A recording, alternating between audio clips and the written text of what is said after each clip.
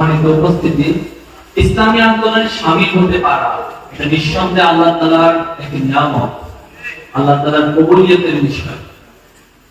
আল্লাহ তাআলার হিদায়াতের জন্য ইসলামের পথে, সিরাতুল মুস্তাকিমের পথে কবুলের ক্ষেত্রে নীতিমালা হচ্ছে আল্লাহ যাকে কবুল করেন সেই শুধুমাত্র হিদায়াত প্রাপ্ত হয়।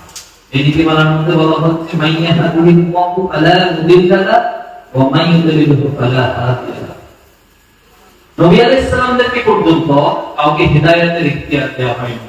আমরা যদি জাস্ট একটা উদাহরণ দেখি, যদি আল্লাহ রাসূল সাল্লাল্লাহু আলাইহি সাল্লামকে হিদায়াতের ইখতিয়ার দিতেন তাহলে আবু তালেবের মতো ব্যক্তিত্ব কখনো ঈমান ছাড়া মৃত্যুবরণ করার কথা ছিল না।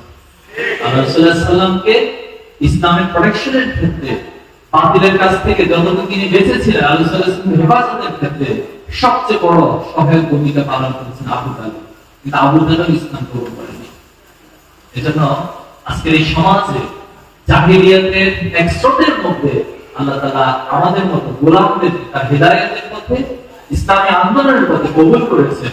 এজন্য আমরা আমাদের সকল সিজদা, সকল সুজুদগুলো, সকল প্রশংসাগুলো আল্লাহর কাছে নিবেদন